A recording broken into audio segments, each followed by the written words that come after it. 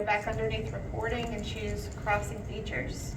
This time I'm not going to have a tolerance at all, so I'm going to untoggle the tolerance. Select my terrain, right-click through. Now I'm going to have a slightly larger list because now I'm looking for any two crossing features that have any sort of elevation difference. All right, so now we're going to go in and just start correcting some of these. So we're going to start with the one that has the elevation of 200.996. So that's the one in the top of my list. And if you click on it, I think if we hit zoom to, it'll kind of take us to where that conflict exists. I'm going to zoom out a little bit so we can see what's happening. So I've got two break lines that are overlapping, but they have one of them likely has an incorrect elevation.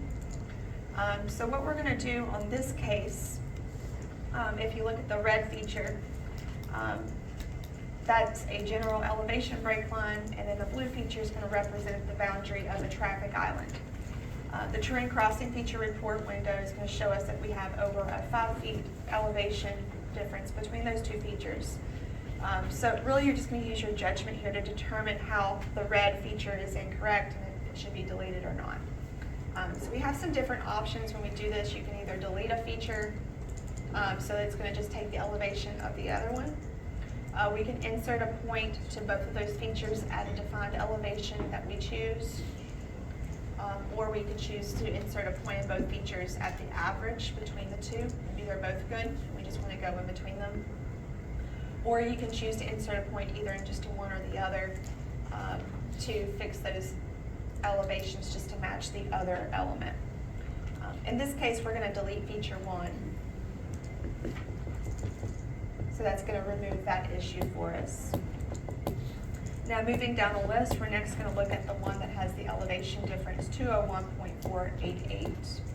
Or that's not the difference, but the elevation for feature 1. And we've got an elevation difference of 0.111. Now on this one, we're going to do it a little bit differently. So first we'll go with zoom 2.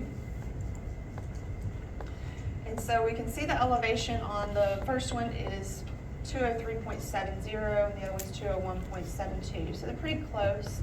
So what we're going to choose to do on this one is we're going to right click and we're going to insert a point in both features at an average elevation. So that's going to read both elevations and it's going to grab the average and go ahead and insert in there. So then we just corrected all of those for us.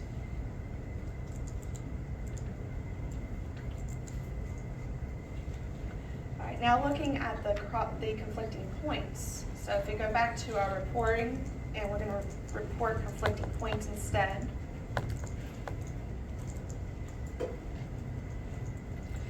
We can do the tolerance again, so you can choose whether or not you want to have a tolerance here. Let me go ahead and find where I'm at. Pull off.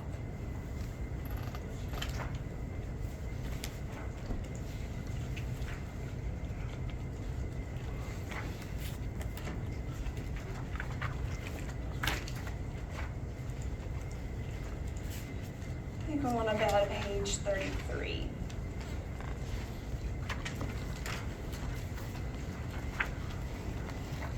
Go ahead and run this report. We're going to click our terrain model. And you're going to have two lines in here. So this is actually a combined point. So there's the point pair here, and then here's the other one. So I'm going to go ahead and zoom to the point pair. That's going to take me to that location. And then we're going to make the correction on, let's see. I'm going to do this manually actually. So if I come in here and zoom in, I believe, let's see.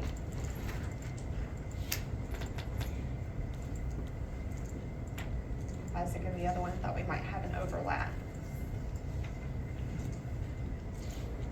See, I should have more. Let me do a tolerance of none. So I'm going to rerun that report for my conflicting points, but this time we'll toggle off the tolerance. There we go, I'm getting quite a bit more there. All right, So we're gonna go to the one where that's shown in blue, that has the elevation difference of 0.127. Go ahead and right click and zoom to that. And then we try to find the point pair. It's usually right above it, or right below it. So you're just looking for the same XY position. So it's the one right below it there.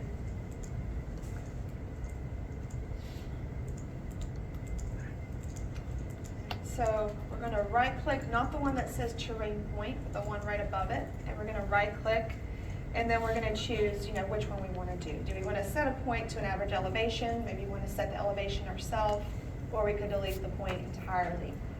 We're going to choose to enter the elevation ourselves. So I'm going to go in and set that point to an elevation.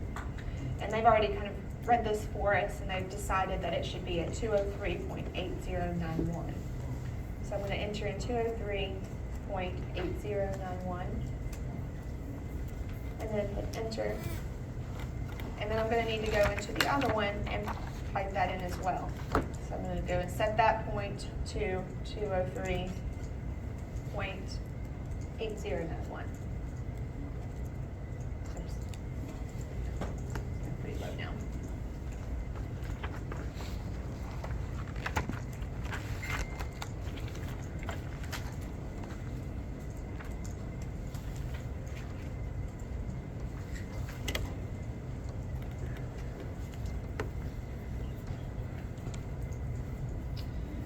Now we'll look at removing edge triangles, and then we'll also complex the terrain models.